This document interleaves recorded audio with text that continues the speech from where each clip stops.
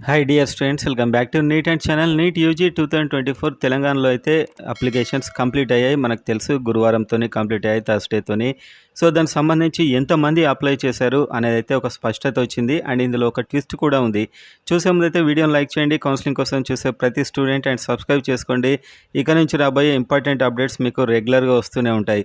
So ఒకసారి మనం చూసినట్లయితే మొత్తం అప్లికేషన్స్ ఈసారి 17,700 అప్లికేషన్స్ వచ్చాయి. లాస్ట్ టైం ఇది 23,000 పైన ఉండేది. నేను ఒక వీడియోలో మీకు ఇంతకుముందు చెప్పాను, ఏపీ వాళ్ళు ఒక 7,000 చేశారు మనకి ఇంతకుముందు సంవత్సరం. ఈసారి 16,500 వరకు వచ్చే అవకాశం ఉందని నేను చెప్పాను.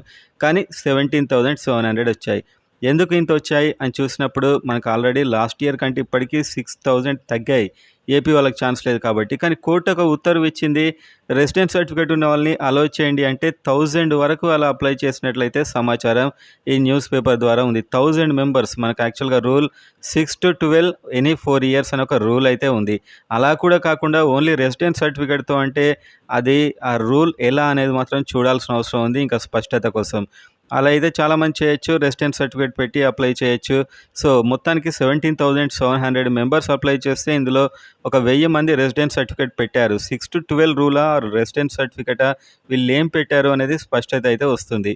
అండ్ అదేవిధంగా తెలంగాణలో మొత్తం సీట్లు 8,715 ఉన్నాయి. ఇందులో గవర్నమెంట్ సీట్స్ 4,115. 15% అంటే 617 వెళ్ళగా 3,498 గవర్నమెంట్ సీట్స్ అయితే ఉన్నాయి. అప్లై చేసిందేమో 17,700.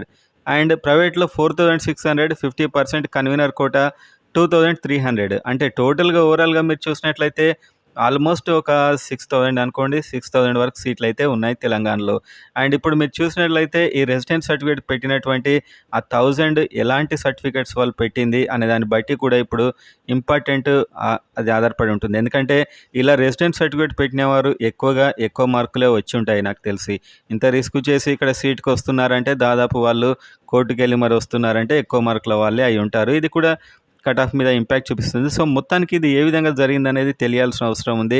అండ్ అదేవిధంగా మొత్తం అప్లికేషన్లు అయితే 17,700 ఎగ్జాక్ట్గా మనం ఏం చెప్పామో అదే జరిగింది. కాకపోతే కోర్టు తీర్పు వల్ల ఇంకొక 1000 పెరగడం వల్ల 17,700 అయితే అయింది. ఇంతకుముందు మనం చెప్పిన నెంబర్ ఎగ్జాక్ట్గా మ్యాచ్ అయింది.